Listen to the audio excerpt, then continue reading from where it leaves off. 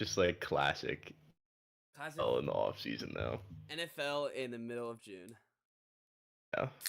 All right, we're live.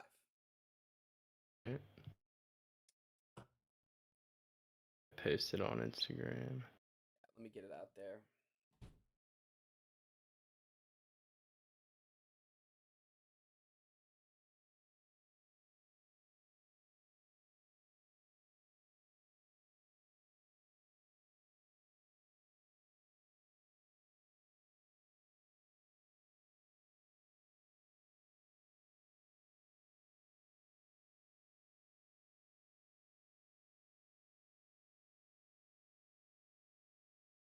Do we want to talk about Zion's girl getting banned off Twitter? Did you see that? Mention it. I didn't see she got banned. I saw what she tweeted, which is a pretty serious offense. Yeah, I think we should do it. I think we should talk about it. Okay. It's time to dip our toes into the Zion off-season water.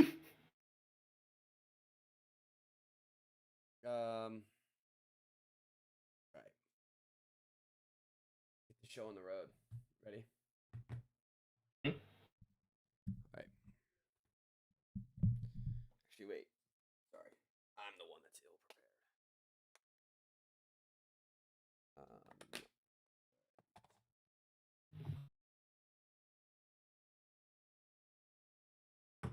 Let's go. What's that? That's Sprite. Limeade Legacy. Oh, nice. I saw the pink can. I was like, It's not bad. Sprite cranberry though. No Sprite cranberry. Not even close. Also, let me see if I can get this sun off. That look bad? Yeah, I might. All right. Perfect. Cool. Now that the shade guys are hanging out on the road. All right, let's get started in 3, 2, 1.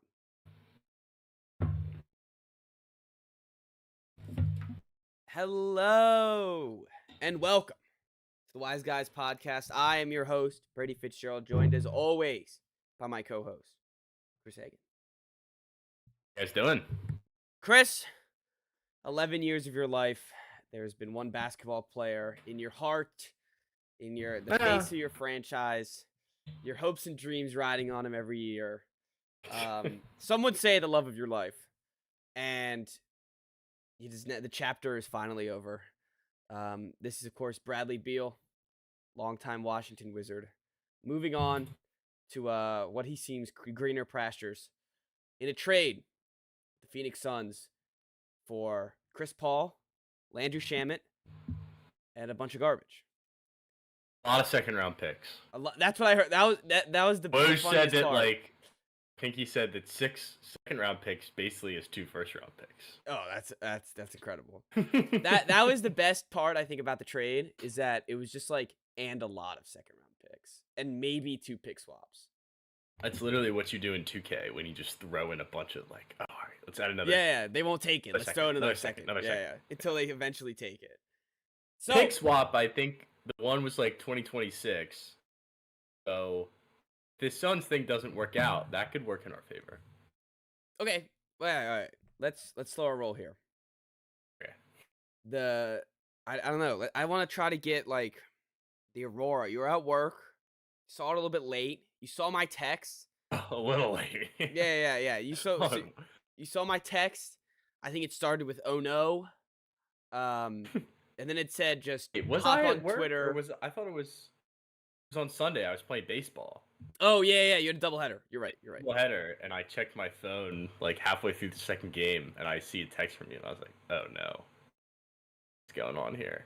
I didn't really know what was happening, and I had another text that said like, "Chris Paul to DC," and I was like, "Oh, that would have been a text. That's worse than oh no." Like if oh no, I'm like, all right, maybe Brady tripped or something, can't do the pod. Maybe he's got a sore throat, can't do the pod Tuesday, something. I don't know. But or like we disagree, like you think it's bad, and I'm actually not. kind of happy about it. But when I see the name Chris Paul, I'm like, that can't possibly be good. Yeah, exactly. You just like, oh, does that like at that point you're almost like, oh god, Bradley Beal's not even traded. It's just like we're trying to win. Like Chris Paul on our team. Like, oh no, we wanted some veteran presence in the team. So yeah, I wouldn't hate that. Running it back with the whole squad and Chris Paul and Chris Paul, Kuzma, Porzingis. So the first domino of the Washington Wizards rebuild has fallen. And what do you, I mean, you're the Wizards fan here. Take it away. Yeah, I mean, it's Bradley Beal, probably the best player in Wizards history. He's won us a couple championships, and he scoring champ like 3 times. So it's tough to. No, he did nothing for us in 11 years.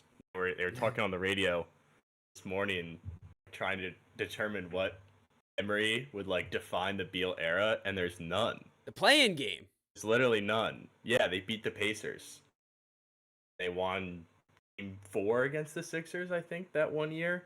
Hey, made it to 7 against the Celtics. Yeah, but that wasn't his team. That was Wall's team. Like, Wall at least had that moment. Mm-hmm. Right? Like, he hit the buzzer beater in Game 6, and, like, they lost the series, but it was a career-defining moment for the time he was there, and then things went downhill. But Beal had nothing. I don't want to tag on him too bad, because I don't know. A lot of good stuff. It seems like the community. But I'm going to. So I preface it. It's like saying no offense before you say something offensive. I'm gonna say I don't want to rag on him, and I'm going to, because if he didn't have the weapon of the no trade clause, he could have at least got first round pick. Maybe Tyler probably Hero. More. Maybe Tyler Hero, like a decent return at least. Whereas this return, Paul is either going to be waived or he's going to be flipped somewhere else, or nothing. You guys can't waive maybe him. More second round picks, right? Part of me wants to keep him until the deadline. I think that's the move. But they're going to win 2 games. Are they? Remember what he did with the Thunder? I know, but the Thunder had like Shai Gilgeous-Alexander and like Lou Dort, a couple pieces there. You have Kispert and Johnny Davis. You know what's funny? This is just like, it's Kispert time. This is Kispert time. He is gonna own. I saw this on Twitter today. Only 2 players finished in the top 20 in 3-point percentage and 2-point percentage, and it was Kispert. He was like 10th and 13th, so he was like well within that mark. He in 2K, whatever that's worth. Whatever that's worth too. In 2K, he becomes. He can shoot. Yeah, dude, he can ball. He can shoot. Yeah, so I don't know. I like Chris Paul, honestly. Like, I wouldn't mind watching him in DC for a little bit. No, I think it would be fun if you do that. I think it would be fun to see him work with Denny and Kispert and Johnny Davis and whoever else ends up on the team. Gafford, him and Gafford would be kind of fun. Gafford, yeah, it'd be like Lob City. Yeah. I honestly think that they're going to the finals. Sorry. Well, here's the blueprint. I think have Porzingis, who's probably going to have a player option, or probably going to take his player option, or did take his player option. You have Chris Paul. Porzingis. All right, wait. What is going on with Porzingis? Because I saw that he was going to take it. But then I don't think it's come out that he's declined it or taken it. 6 days ago, Porzingis to opt in. Oh, okay. All right. He's 1 day ago, Porzingis could accept. I don't know if it's like official or not. It says headlines are misleading. The headline, yeah, I just looked it up. Porzingis player option, and it says most likely will. Literally from the same day, Kristaps Porzingis still deciding whether or not to decline. Kristaps Porzingis considering picking up option, then Porzingis to opt in player option. That's all on the same day. I don't know where that information is coming from. I think he's going to, because it's $36 million. That's fair. What I was thinking is you have Porzingis and Paul at the deadline. going to have a lot more value then than they do right now. Mm-hmm. Unless you can somehow convince the Trailblazers that Porzingis is worth the 3rd overall pick, which would be shocking. But you're trying to convince. You're trying to convince him. You saw my tweet. I've seen the tweets. But yeah, so that's one thought that I'm having. The other is just like get rid of them all now, and then you go into the season with Kispert as like your best player.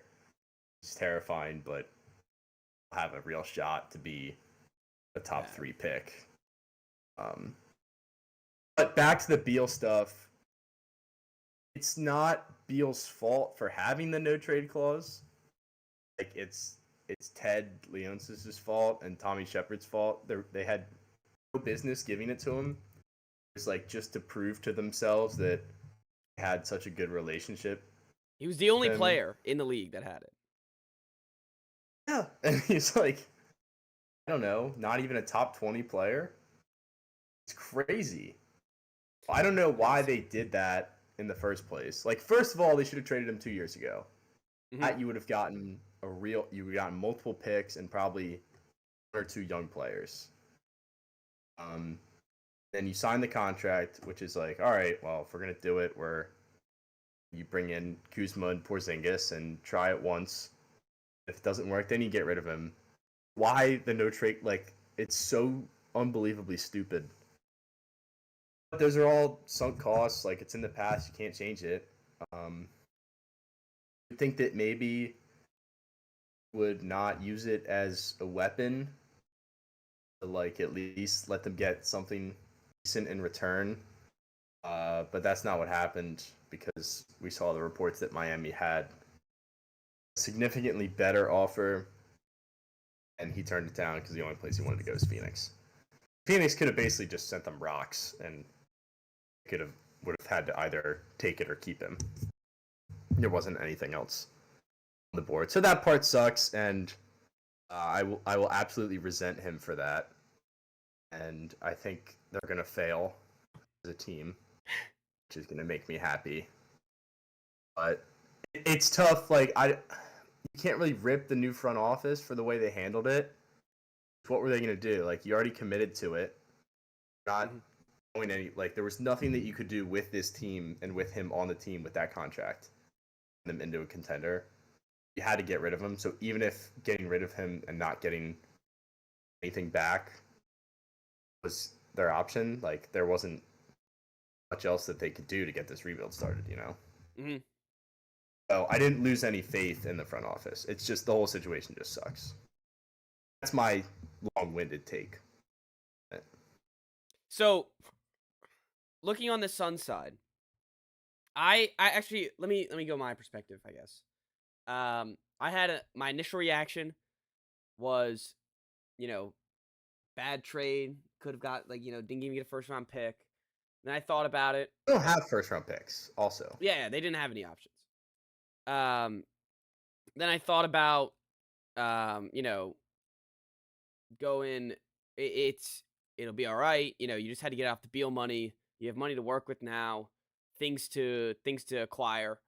And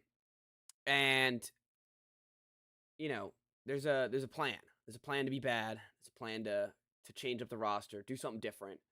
And that's what the Wizards have needed. That's what we've been saying the Wizards have needed for, 3-4 years now. So too late, but whatever. You got it done. New front office making their splash. And I also thought that, wow, the Phoenix Suns are just going all in again. They're going all in yet again. They're going to have no bench yet again.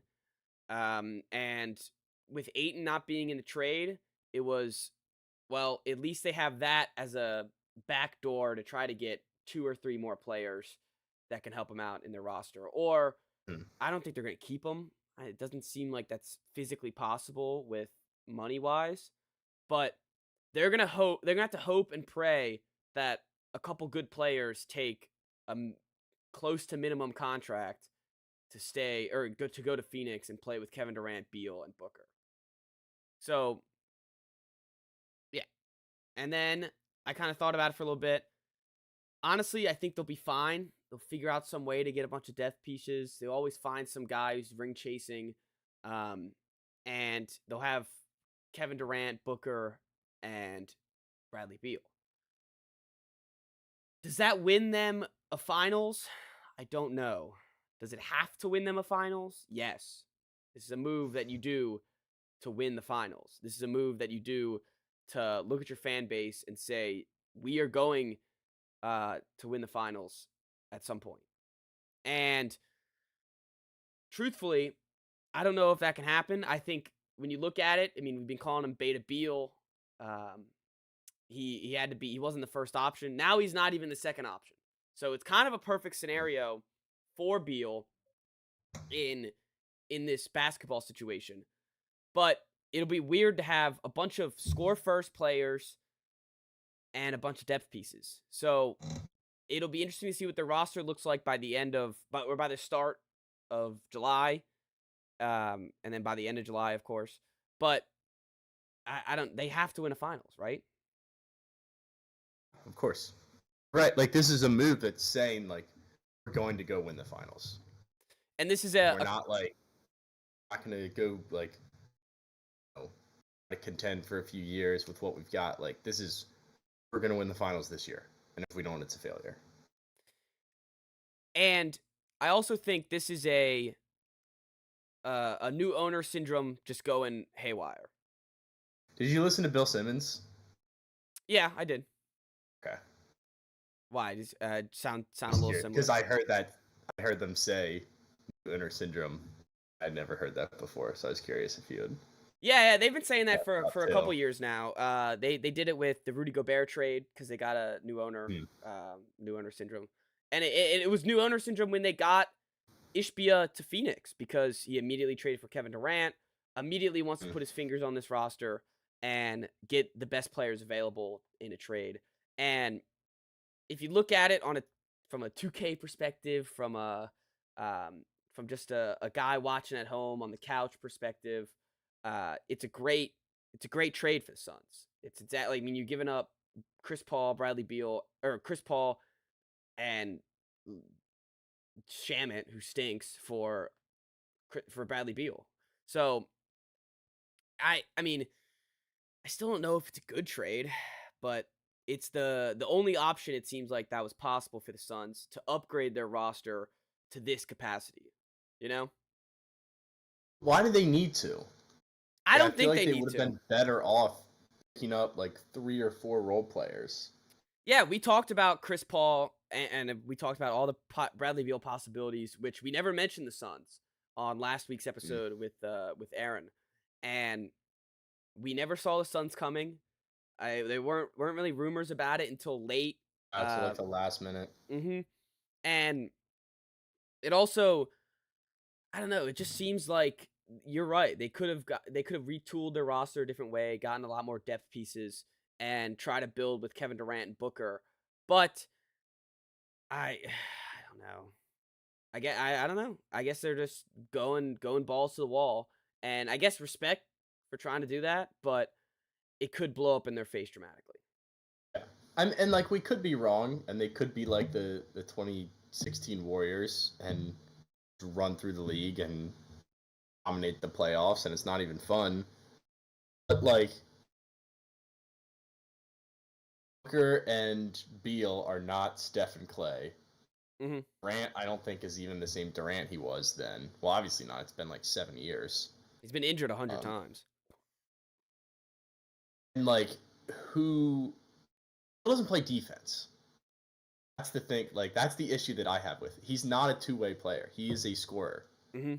He's a guy who has the ball in it. Who, for the last 5-6 years, like he has had the ball in his hands the whole game.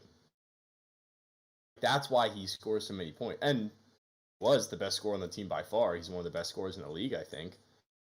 But he's not like he's not a spot-up shooter, and he's not a defender. He likes to have the ball in his hands and get buckets. He's now the third option on that team. So, like, the fit, it just doesn't make sense to me. Like, yeah, it's probably going to work offensively. They're going to score a lot of points. But I don't know. Like, do you see what I'm saying? Yeah, I know. There's a bunch of pine cones on defense. And if they don't get I mean, I'm guessing their goal in the free agent market in the draft is going to be just defense, get some defensive guys off the bench, get some bench wings off the, just any sort of bench players. And a lot of it's going to have to be defense, and it's going to be a lot of, you know, I guess just like switching around and trying to find the best guys to fit with these players. But it does open up where whoever you sign is going to be most likely wide open in the corner, because you're going to have to worry about Devin Booker, Beal, and Kevin Durant. So you got to just get guys that can shoot and play some defense. So, and that's kind of what everyone wants. So it'll be interesting to see how they develop the rest of this roster. But I don't know. I think it'll be definitely an interesting development to see. It's just crazy because you're paying your third option $50 million a year. Yeah, and eventually like almost 60. So and, like, I didn't even know this stuff with the new CBA. You read into it? Yeah, I've heard some stuff about it. So, like, there's new rules where if you push the luxury tax, it's like there's way more consequences. Yes, if I remember correctly, you won't be able to get buyout players. Your draft pick will always be the 30th pick. There's some with two-way contracts, I think. Two-way. You also lose at least one or two of them. You lose the mid-level exception. You lose, which has been huge for contending teams recently. It's why Brogdon got thrown in there. A bunch of players got signed by those, and I don't know if that's it, but there's some other free agent stuff that it gets hairy when trying to conduct with free agents. I mean, already that's 4 things that are pretty significant. Yeah.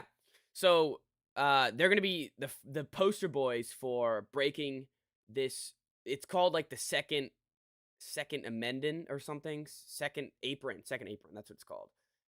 And they're breaking it. They're going to be breaking it this whole time. And it's also interesting because I was listening to another Ringer show today, and they're talking about where even if you're $15 over the apron, you're over the apron. So they're just like, screw it. We're going to be $50 million. Millions and millions. Yeah. So, yeah, they're going to have some punishments, and we're going to see firsthand with this team what other teams can do based around it. Like, basically, if this works for the Suns, we're probably going to see a lot of other teams just break the second apron and say, who cares? Because if it works. But if it doesn't, it could be like it's a big if. It really is. Yeah, and it could be a horror story almost for why you don't want to break the second apron. And I've been listening to that stuff because of the Jaylen Brown contract, when they signed that contract to him, which looks like it's going to happen. Looks like they're not going to trade him. It looks like they're going to sign that contract, which personally, I've flirted around with trading Jaylen Brown. I saw Bill Simmons on his pod mentioned him for Zion, and I almost shit my pants. Yeah. But I've come to the conclusion that you just got to keep Jaylen Brown, and even if you sign him this contract, you could trade him later. Just keep running it back. But don't give him a trade clause. No, do not give anyone a no trade clause. Actually, I didn't realize that so few guys had them. I thought it was like a pretty normal thing. No, because on 2K, it's always that option you throw in at the bottom. I just throw it in there. Yeah, I need Kyrie Irving. Yeah. So with the Wizards, with what they've been doing, what do you want to see with the rest of your roster, with Porzingis, maybe a sign and trade with Kuzma? What's going on? What do you want? He opted out. I think Kuzma will probably just be gone. You think he just leaves? Sign and trade would be nice. Not sure if that's possible. Obviously a sign and trade with him would be best case scenario. I don't hate the idea of letting it ride with Paul and Porzingis. You're banking on Porzingis to stay healthy and to replicate what he did last year. Also banking on Paul to stay healthy. Chris Paul, even if he's going to decline, even if he declines, there's still going to be a market for veteran point guard come playoff time. Yeah, definitely. So I'd rather just ride it out than waive him. think I'd probably rather reroute him now, though. Before the draft, like, or before or during free agency? Either. Okay. Like, I'm in full tank mode at this point. Like, I am fine watching a 20-win team this year. Do you want to like try to move up in this draft? Pick. I know you want the third with Porzingis, but if that's not, like, would you trade a couple other things to try to get to 4 or 5? Not picks. It depends, because, like, I don't know, like, what pick is going to be available. Yeah, that's good. I don't know. Magic pick, maybe. I don't know who Definitely they would give. I wonder if the Magic would be interested in Porzingis. Probably not, because he wouldn't fit super well with. He's not a real center. Apparently, the Celtics like Porzingis. I don't know what I would want from you guys, though. Grant Williams? He can help you with 20 wins. Williams is the last guy that I want. He can help you get 20 wins. Oh, but I want, like, Porzingis they can get assets for. They should not be able to screw this one up. They should get something for Porzingis. Okay. It was like, whatever. I saw a tweet, actually, that I wanted to mention. It just went through, like, the guys that they've given up. And, like, Rui they gave up for Kendrick Nunn in seconds. Beal, obviously, we just talked about. ACP just won a title. Got rid of him for, here it is, for Monty Will Morris. Barton and Monty Morris. And then Kuzma. He's another guy that could be out, Monty Morris. Nothing. Yeah. Yeah, so I don't know. It's just acquire as many, like, young assets as you can. And they have, like, I just don't know if their young players are actually going to be around for long haul. Young players as in Kispert and Davis, Denny. Denny, I feel like is what he is. Yeah. See, maybe I'm sure he'll have an elevated role this year, but I don't know. Like, he could actually be an impact player on a contender, I think. Who? He's not. He's never. Denny. Yeah, I could see him play some defense, be the role player. The bench, not like not like a starter, but like here, he's not going to become a superstar. Mm-hmm. Not really going to be a piece to your future, other than like decent role player. Am I forgetting anybody? Not really. I mean, just like really Gafford was on that list. Gafford, yeah, he is what he is. Yeah, just fine. Can't shoot, big man, plays good defense, lob machine. So he's a decent guy to come off the bench too, but he doesn't. It's all like that's what they all are. I feel like none of these guys has a huge ceiling. Kispert is the best out of it, and Davis was good down the stretch. Maybe he shows something this year. Kispert could start on a good team. So I don't know. I guess you're building around him. And you'll get some guy in this draft that you'll build around. Yeah. And it's Probably funny. Anthony Black. People always say build around. Like, you're not building around any of these guys. You're just gonna figure it out and slide in some. Where the rebuild is focused right now. Yeah. Yep. Because you don't have the real winning piece. Yeah, I agree. And Lord knows how long it'll take them to get that piece. But, so, like, we're in for the long haul. Yeah, and this is what you've wanted for a little bit now. So it's kind of I guess working out. It sucks that it couldn't have been last year that they decided to tank because of the Wemby thing. But that was just your sad GM that eventually got fired. So, and thankfully. There's never a real GM. Like, you should never have had GM powers. I agree. It's just Ernie Grunfeld's replacement, and then Ted was like, all right, well, I like this guy enough, and then go 3 more years. So it is like they've been horribly mismanaged, but again, I can't blame the current front office for what happened with Beal. All right, so the Beal trade is in the books. The NBA draft is this Thursday. I'm pumped. I'm really pumped. It seems like there's going to be a lot. It seems like we say this every year too, but it does seem like there's a lot of possibilities for movement, possibilities for teams coming up, some random teams trading back. So hopefully we get to see some fun movement. some things that go a little unexpected, but we're gonna try to guess that. We're gonna try to make a mock draft, our 2023 NBA mock draft. We're just doing the lottery, so we don't waste a bunch of time on guys we barely even know. Let's go. We could start with the number 2 pick if you want, but number 1, the Spurs. Scoot Henderson. No, I'm just kidding. Victor Wembanyama. Brandon Miller. But yeah, I have, of course, Victor Wembanyama going to the Spurs, starting their hopes for title contention within 2 to 3 years if this guy becomes who everyone thinks he's going to become. And I'm guessing you have no difference. Oh, of course not. Also, I wanted to shout out. This has been like we're in the DC. I love today. It. Yeah. And the Celtics. I mean, it's draft week. Had to throw in both of them. Interesting. Yeah. All right. How many years have we known that Wemby's gonna be number 1? It's been it's been 2 years. Yeah, it's one of those seeing this guy for the first time. We're like, yeah, when he comes, he's number 1.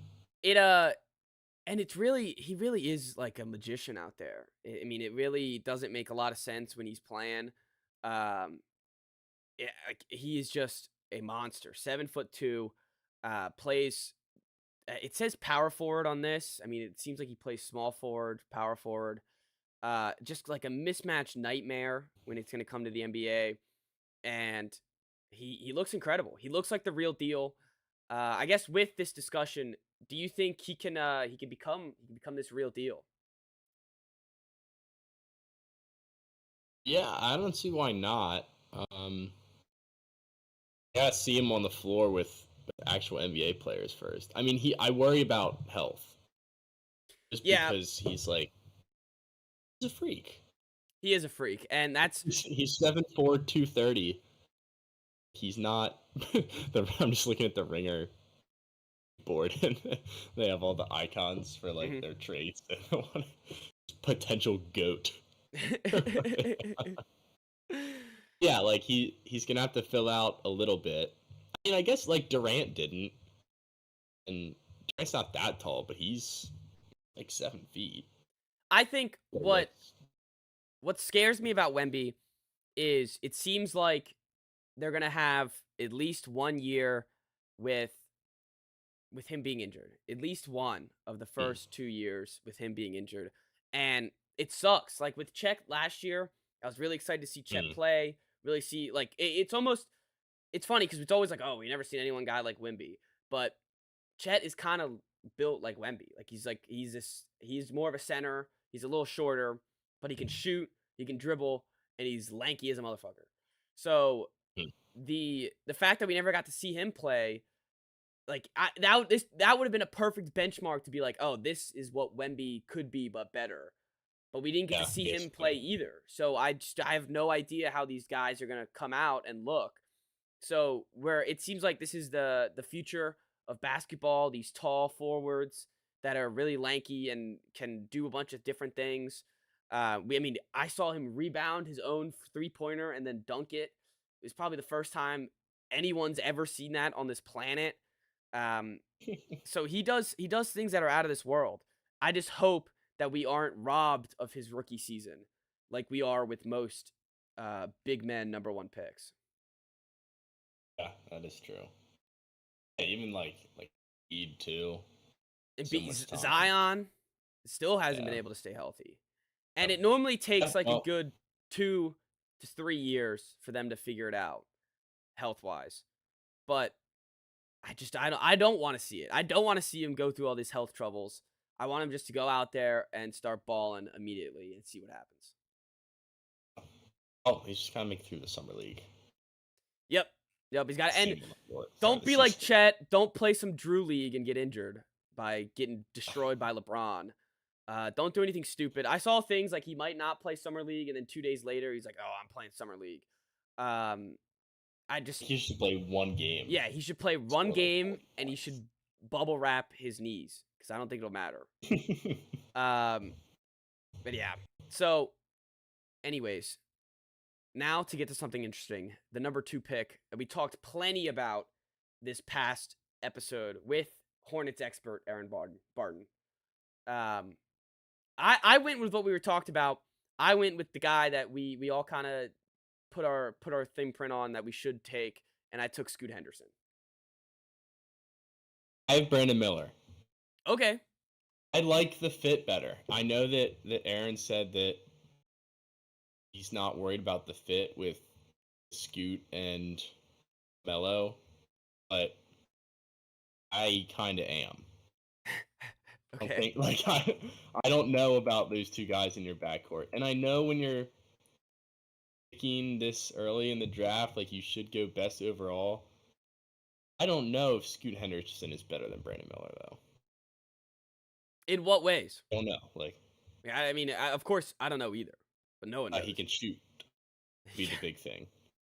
Scoot Henderson is not, like, that's not his thing. He's a freak athlete, and he it wouldn't shock me if he turned into a dominant guard. But there's a lot of these guys, dude, that just don't shoot the ball well. Yeah, and it's always once he gets into the draft or once he gets in the NBA, he'll figure it out. They'll work on his shot and stuff like that. And sometimes it never happens. Yeah, and like, I don't know, maybe, like, I could be wrong, but I feel like you don't just get better at you don't just add a jump shot, right? You can work on it and get better, but you don't just, like, learn how to shoot all of a sudden. You can work on it. Yeah. I know. So, like, that's the one thing that, like, throws me off a little bit. He also seems like a little out of control, and Melo's a little out of control. Yeah, I can see that. Shot selection and shooting efficiency is worth monitoring. I think it's also, I think that is scary. That is definitely scary for a team picking this high. And as you said, his 3-point percentage is only 27.5%. So it's not great. And meanwhile, Brandon is 38.4, which is pretty good for a forward in college. So I can see it. I can see it happening. It seems like by draft day, we'll have some tweet, like maybe on draft, like noon on draft day, we'll be like, oh, like the if they don't trade the pick, the Hornets are really eyeing Brandon Miller or something, and that'll be the pick, because that's how it always happens. It's always the last guy that everyone predicts at the end that goes and does it. It seems like there's been a lot of movement towards Brandon Miller going second. So I could see it going either way. But it's where the draft starts here on draft day at number 2, and I'm excited to see what happens. So that being the case, number 3 pick, the Portland Trail Blazers. I had them taking Brandon Miller and figuring out a trade either during the draft or after they draft him somehow. I was gonna throw a trade in here, but I still like, maybe it's Zion. Zion would be cool in Portland. Maybe it's Brandon Ingram. It seems like the Pelicans want to get Scoot, but I just didn't pull the trigger in this mock. What do you got? I didn't have a trade either. I just had him taking Scoot, but I feel like if I could put like an asterisk on it, I would say it's 3rd overall pick. Yes. It's not Portland. Like, it's somebody that comes in. Yeah, I agree. And the Pelicans, like, don't the Pelicans love him? The Pelicans apparently love Scoot him badly. and want Scoot, yeah. I could see that. I could see, like, maybe your Wizards. Porzingis works out. Dude, if that worked out, I would Chris Paul and Scoot. Every bad thing that I just said about Scoot, I would completely reject. Oh, he can learn a jump shot. Like, this happens all the time. Yeah. Guys always pick up jump shots. He played in the G League. Those are professionals. Those are professionals. You seen him dunk? He's like better than Prime Westbrook. Pretty much. But yeah, I'm trying to like manifest it, but that's not happening. Right? I don't think so. I don't see why. Porzingis N8. Porzingis 8. Gafford, Denny. Oh, throw them all in there. Yeah, that's what I'm saying. Throw the farm in there for the 3rd overall pick. Yeah. Maybe like, what's my draft order? KC.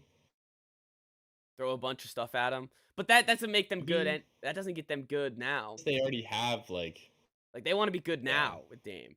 I also love that Dame came out and said today, like, "Oh, I'd love to stay in Portland." Like, yeah, sure, maybe because there's no market for you out there, buddy.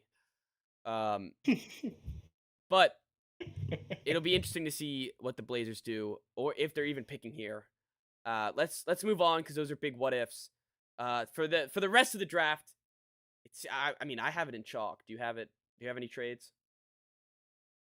I do have a trade. All right, so we'll get to that when we get to that. The Rockets, I have them taking forward Cam Whitmore. I didn't have them touching the Thompson twins. I went with a guy out of Villanova who seems like could be a little more of a I mean, he's a versatile guy. Seems like he'd be a little more of an impact player right away for this team. He's going to be 19 by the season. It works with their guys. If they get any of these free agents that they've always been talking about, he could just throw in there and play a number of positions. Who knows what this roster is going to look like? So I went with Cam Whitmore. Interesting. Okay, so this is like the first time that we've ever done any list where we're not on the same page the whole time. I like it. That's good. We're doing well. I have Amen Thompson going here. Okay. I think it's leaning like pretty heavily that this is their pick. I don't know like guy. what. Yeah, I mean they could go anywhere. Mm-hmm. All they have is just like we were saying before we went on. It was tough to make some of these picks because these teams just have like young talent at every position. They have a lot of young talent, but like none of it's really developed yet. Mm-hmm. So really, like you're not considering position need at all here. I think at this point, they're like as a team, they're so far from contending. It's not a mistake to take a guy, Thompson, who we don't really know what we're gonna get out of these guys. Either of them.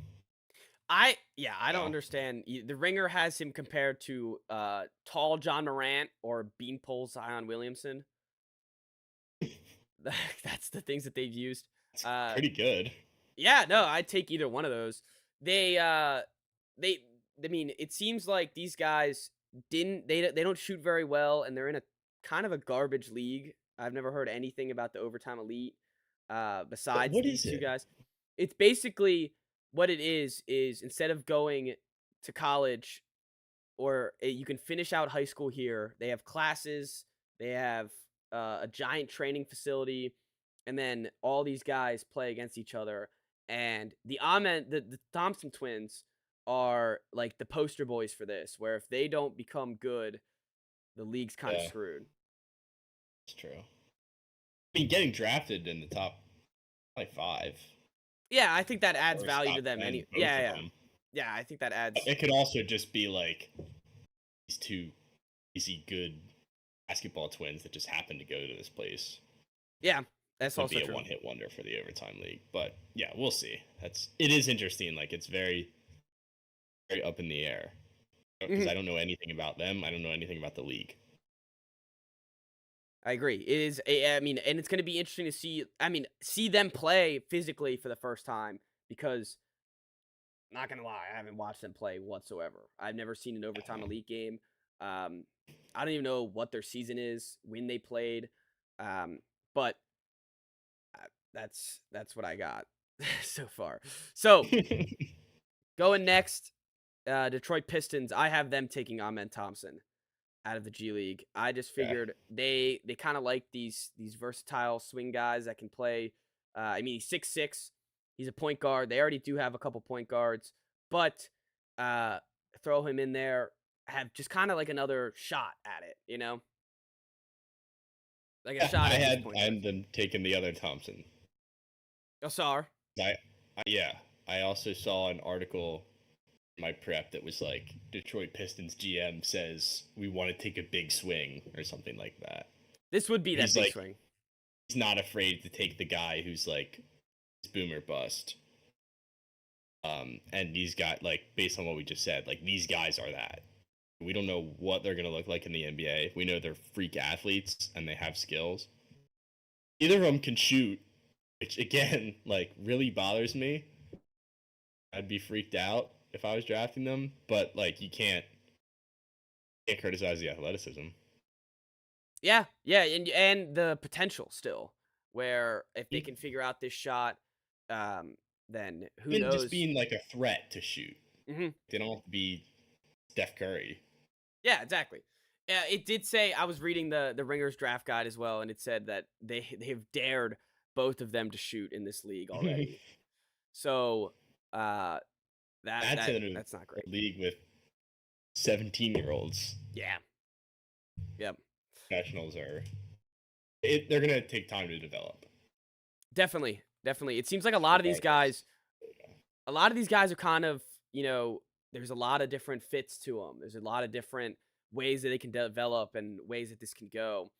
But I mean, I've said this 1,000 times, but it'll be interesting to see what happens with these guys because I think I'm rooting for them. I'm definitely rooting for these guys. Uh, Hopefully the overtime elite doesn't hurt their draft stock. Maybe teams are scared to draft them, but it doesn't seem like it, and it seems like it could be pretty fun. Definitely. That being said, I have Like one of the the next biggest twins stories coming out going. of the draft. Yeah. That being said, I have the next twin going to the Orlando Magic with the 6th pick. Okay. Yeah, I like that. I think that's a pretty good fit. They love these lanky How do guys. you say it? Like Osar? Asar.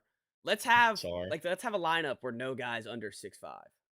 Like that's what I wanted with awesome. this Magic team. I think that would be awesome. That's what they're kind of already building towards. They did that a couple times last season. I think they had Bull at point guard for a couple games. So they've already worked with this tall team, and I think if they should run it, they should keep running it and try to do it again. I'd be on board with that if he's there at 6, I would take him. What do you got going number 6? I have Cam Whitmore, so we've got the same 6 off the board now. Oh, okay, nice. I think he also fits pretty well on this team. He could slide in at 2-3 hybrid. Mm-hmm. Another wing player on this team. I think in my draft, at least, he's the most talented guy left. Apparently, he's like slipping down draft boards. I've heard. Yeah, it seems like he was high up, really talked about, and then he did kind of slip in this process.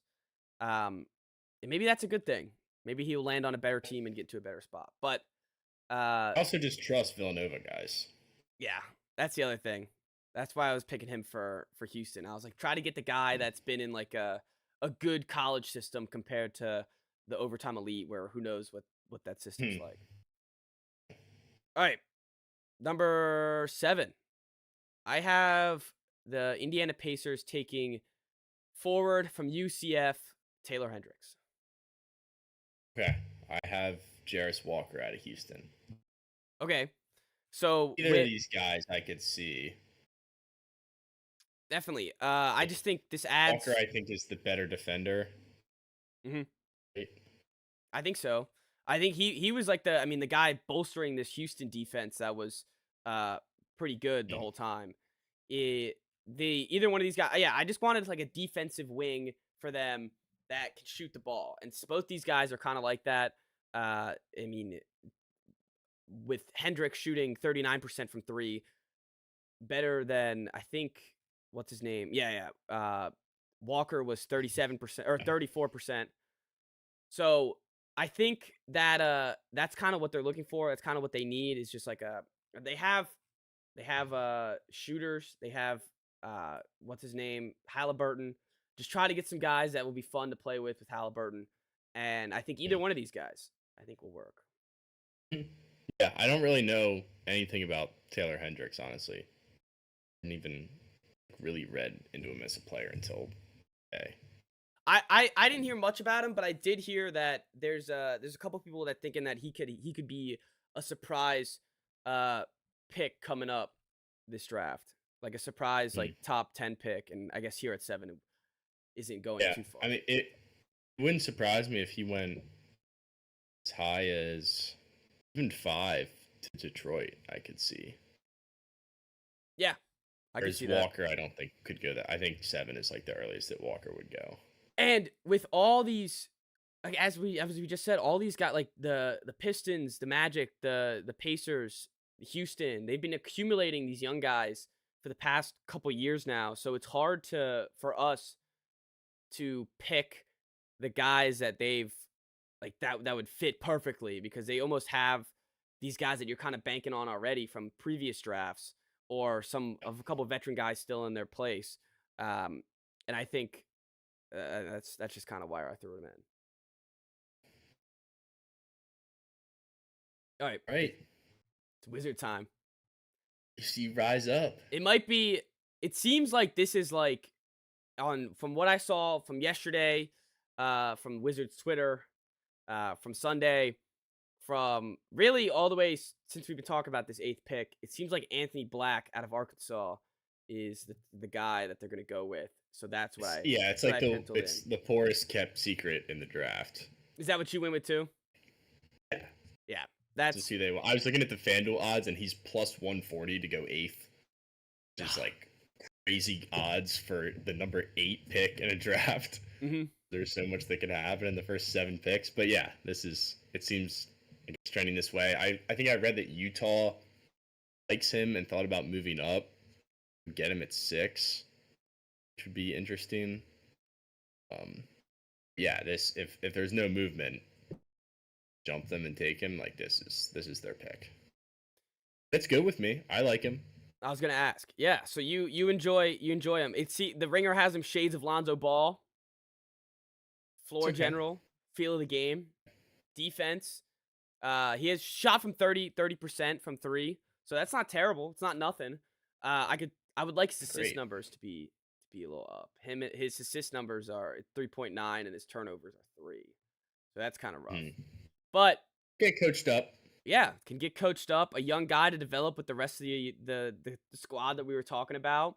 Wouldn't be a frontliner, a guy that we were saying to rebuild around. But if you do eventually get that guy, he'd be a nice piece to have with him and develop with that guy eventually. Yeah, definitely. And there's not that many higher ceiling guys on here. Like, who else are you going to take a real shot on? 8. Yeah, and yeah, I agree. I 100% agree. All right, well then that was our first one besides Victor. That was the same. I like it. So the Jazz, another hard team to pick. It seems like they need a point guard unless they just trust Colin Sexton, which I wouldn't. But so I went with Keontae George out of Baylor. Okay, interesting. I had Taylor Hendricks going here. Okay, I like that. Honestly, I didn't read too much into Jazz needed, but he had fallen at this point far enough where 9 felt like good value. Yeah, I think that would work out great for them. Just another team where they could just draft anyone. There's not like there's anyone on their roster that is guaranteed to be there. Maybe that center that they got last year. What was his name? Walker Kessler. Walker Kessler. Lauri Markkanen probably stays and is. Yes, yeah, he's not really a center. Yeah. But that's it. And so they could really go any position here. I like that. It says Keontae George, shades of Bradley Beal or Jaden Hardy. Ball handler, 3-point shooter, 33%, 6 threes a game, which is pretty good. Nice. And 6 attempts. Oh, you're right. It does say attempts. Yeah, 6 point. But I think they could add a guard in here to play with Colin Sexton, try to give him some pressure. Maybe you flip him for someone else. That's kind of what my mindset was with picking this. I like that pick. I could definitely see that being a good fit. All right. But yeah, you're right. Like, they needed anything. So, could also use a wing at defense. So, number 10, I have Derek Lively out of Duke for the Dallas Mavericks center. Okay. Who do you got? This is my trade.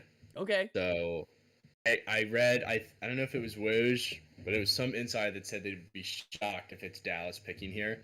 Mm-hmm. So I have our boy John Collins getting traded. Oh, to finally! Dallas. This pick, and I don't know what else would go into it, but at least those 2 pieces are moving in this hypothetical. which means Atlanta comes up into this pick. I have them maybe reaching a hair, taking Grady Dick. Ooh, just play off ball and shoot threes in this offense. And the more I thought about it, I was like, that could work. It's their Herter replacement. Exactly. Yeah, I love that. I think that's great. Bigger. Yep, he's bigger. He's not not going to take minutes away from Murray and Trey. Mm-hmm. He can play with them. And when they're standing around with the ball the whole time, dribbling and doing whatever the hell they do, he can stand in the corner and get past the ball to and just take the shot. I like that. I like that a lot. I think that adds defense to them too, a little bit at least. As you said, he's a little bigger. And they needed that Herter piece this year in the playoffs against the Celtics. They just needed that one extra guy that could get him a shot when need be. So I think that's an excellent pick, Chris. I love that trade. Thank you. No problem. It's pure shooter in the draft. Oh yeah. Actually, I could see a guy a little bit better, but that could be also some. Yeah, we'll get to it. Anyways, GG? I have not GG. No. Okay. It's a different bias. It's a bias that I keep deep in my heart. All right, but Derek Lively with the Mavericks. If they are picking here, they need defense and they need a center.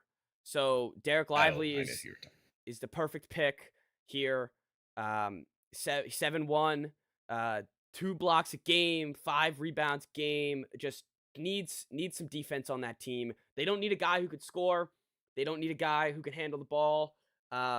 Duke product. We just talked about how we love the guys coming out of an actual established NCAA program, and I think it's a perfect fit if they do stay here. I didn't see that report though, so I'm glad you caught it, and I absolutely am jealous of your trade.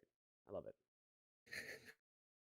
We'll see. Like, when people say stuff like that, you still have no idea. Oh yeah. It's like, oh yeah, this random Joe Schmo is shocked that you still have the pick. Like, it doesn't really mean that much. I agree.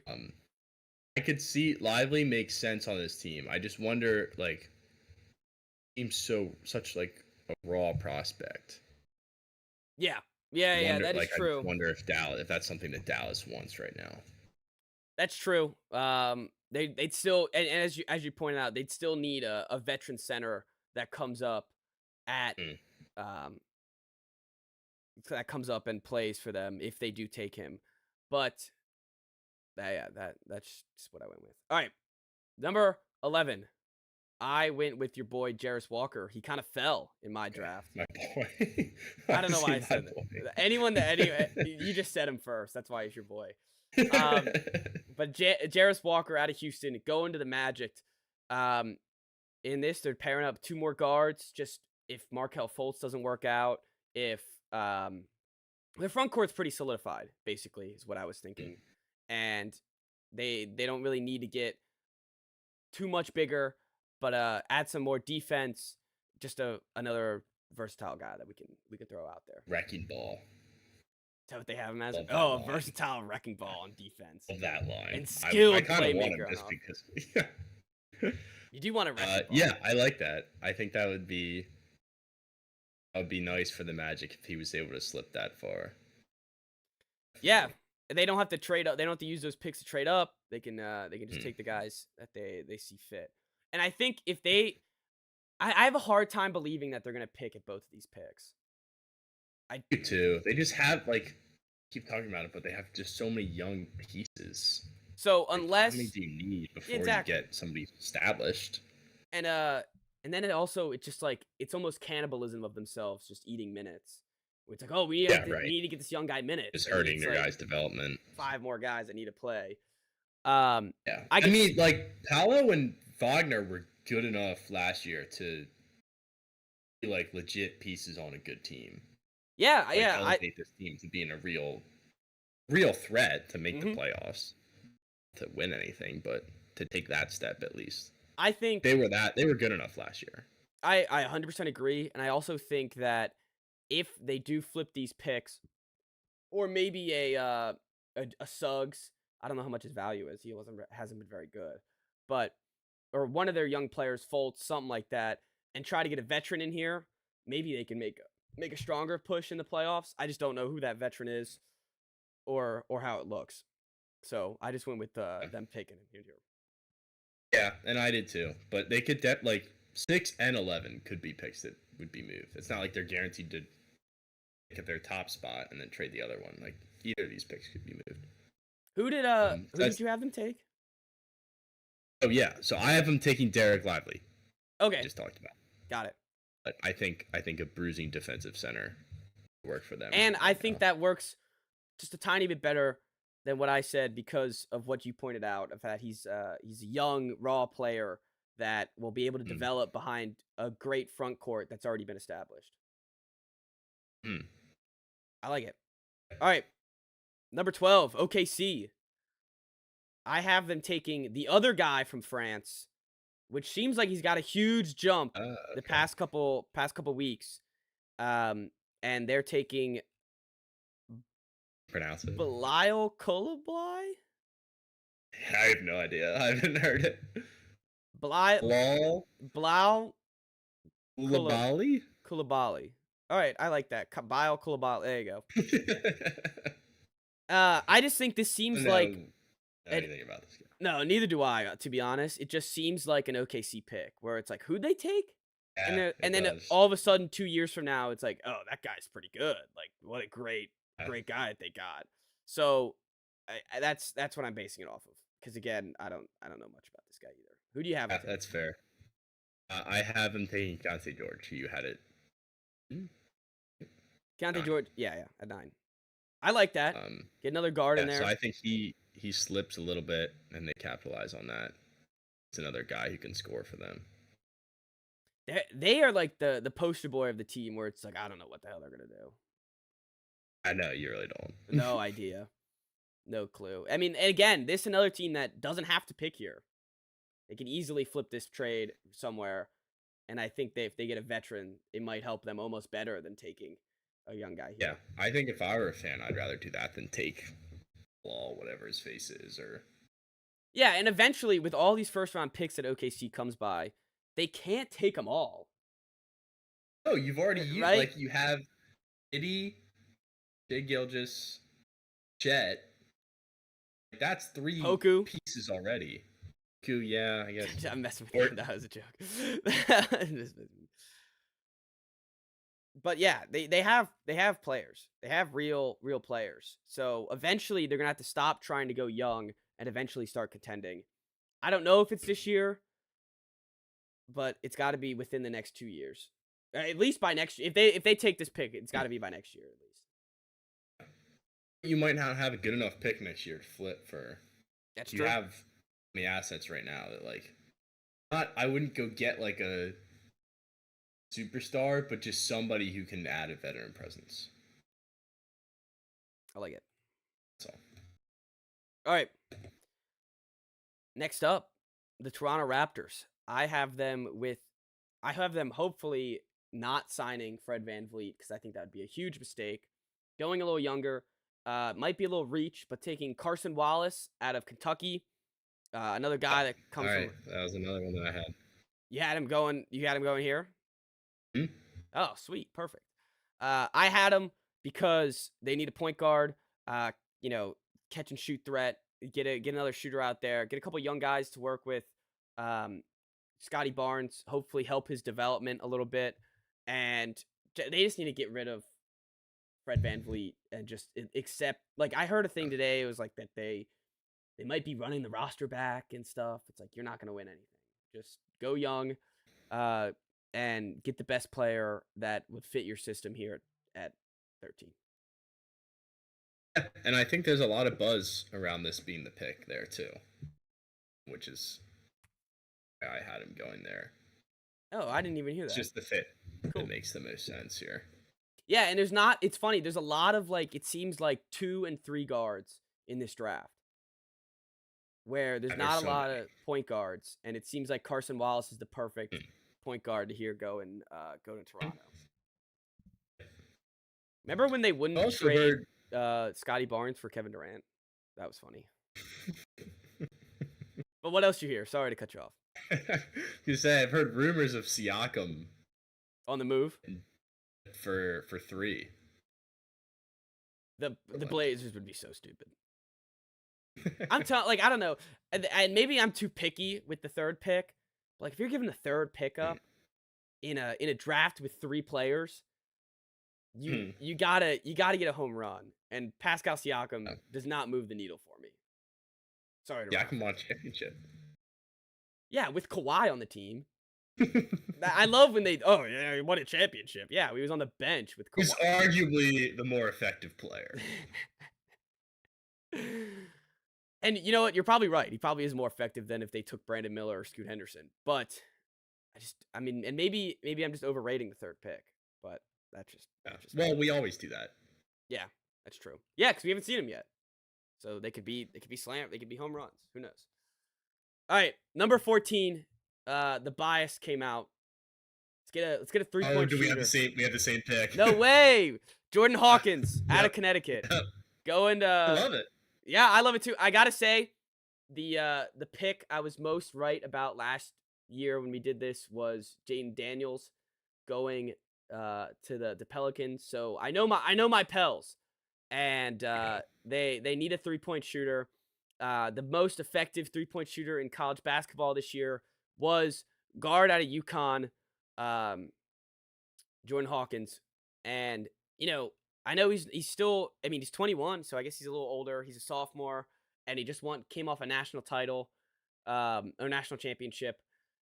I feel like this guy, I know 14 is, I guess, pretty good. You're in the lottery. Is this guy getting a little slept on?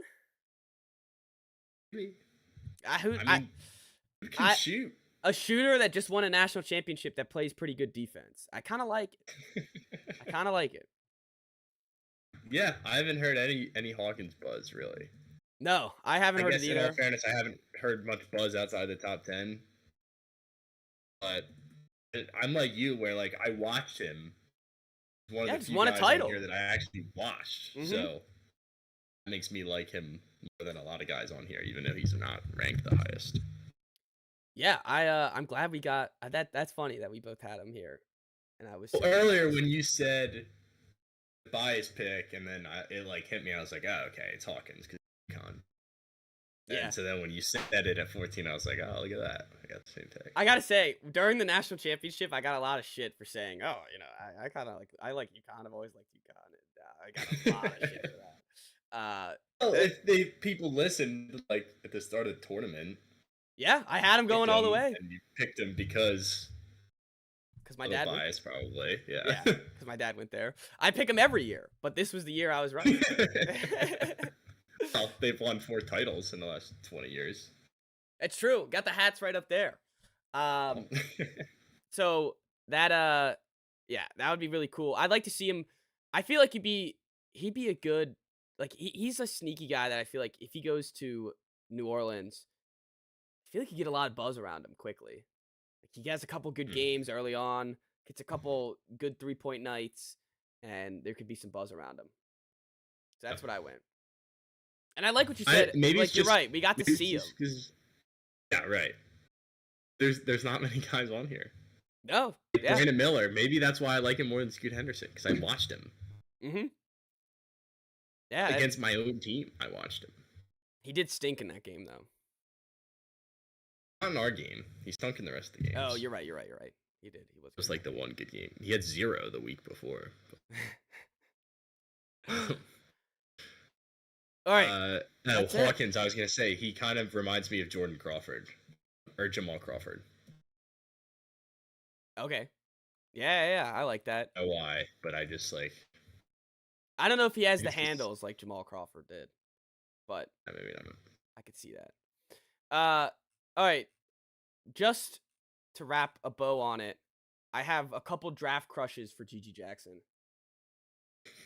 You said that you were mocking him for the Wizards at 8. I wasn't going to actually do that, especially because his stock is plummeted coming into the draft. It seems like he's more likely to be a second-round pick now, which is sad. I would like him to go at the end of the first. That'd be nice. My draft crushes for him. The Ringer has him going 33 to the Spurs. I love that. Let's get him with Wemby. Let's get him on and it's not even like a huge stage, but like let's get him developing with Wemby. That would be tough. That would be awesome. I wouldn't mind the Hornets if they didn't take Brandon Miller, have him as a forward for them. Of course, my Celtics at 35 if he falls, because now it's possible. It's very possible that he could fall. It looks like this is a mock trade at 35, so they don't actually have him at 35. Shit. All right, that's fine. Whatever. Celtics, if they want to move up in the second round and get GG, I'm all for it. The Ringer has them taking Action Jackson, Andre Jackson out of UConn in the second round. The Celtics taking him, and that's gotten I've fallen in love with that now too. Literally within the past like 20 minutes, I woke up from my nap and I saw it and I was like, oh yeah, I love it. But other teams, I could see like I don't know, Sacramento Kings. They want him. I just don't want him on I don't want him on a bad team. If he has to play in the G League, like let's at least not have him. And I guess the Spurs aren't a great team, but they'd at least have Wemby. The GOAT. Yeah, him and the GOAT. He could be his Pippen. Let's get the GOAT as Pippen, and let's get him early. I'm to the point where if it's like pick like 40 and he hasn't been taken, I'm just gonna be sad. Yeah, that would suck. All right, that's all I got. That's the draft. Any guys you got any late rounder or not late rounder out of lottery draft crushes, Chris? Well, maybe not crushes, but a couple talking about guys we've watched. A couple Big Ten guys on here. At the end, Trace Jackson Davis, probably the most notable one. One of the most athletic big men that I've ever seen in college basketball. He's not that big. He's only 6'9", and he's a 4-year college player and doesn't shoot threes. So I don't know what his role is in the NBA, but he has handles and can get boards and is like unstoppable in the post. I don't know how much that translate, but one of the guys where I'm very curious to see where he ends up and what kind of role he has. Couple other Chris Murray, who's like Keegan Murray, Walmart version. He's basically the same player. He's not quite as talented, so really hope he goes to the Kings. I think that would be hilarious. That would be cool. Just get all the brothers together. That would be cool. Yeah, right. I want to point out the Ringer has Jamie Jaquez Jr. out of UCLA. Jaime Jaquez. Oh, sorry. Jaime Jaquez. Sheesh, I really butchered that. I read it like a white person. God. Jamie Jaquez. Yeah, exactly. They have him going to the Heat at 18. That just seems like a perfect like Heat guy that will just, and he's a senior be the too. Eastern Conference. Yeah, exactly. Not even. He's 20 almost 23. That's true. He'll just like come in and be like, oh, he's hitting big shots for them now. Yeah, the first two like icons that he has are hustle and feel for the game. I feel like that's not like Heat written all over exciting. Yeah, but Heat written all over him. That is rebounding, off-ball defense. Yeah. Like this is just Heat written all defense. Like yeah, he's great off-ball defender. It's like, he won't let the guy get the pass. Doesn't really get it up for me, but yeah, I guess that's the other Big Ten guys on here from Penn State. So, nothing good to say about them.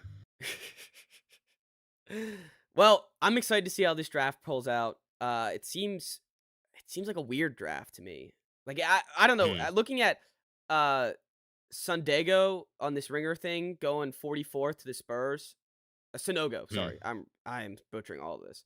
Out of UConn, and I know we just talked about maybe it's because we just saw him win a national title, but like he was probably the best player on that team.